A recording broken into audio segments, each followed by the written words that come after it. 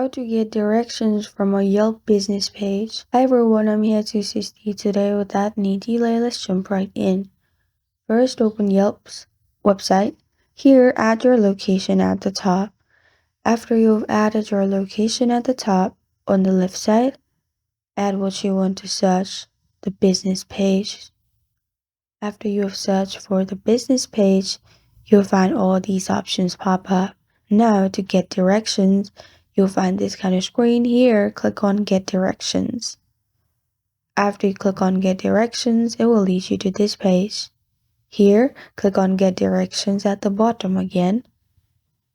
And after you click on Get Directions at the bottom, it will lead you to this page and you will directly be landed to the map. You can enter your location and see the route as well. This is how to get a direction from a Yelp business page.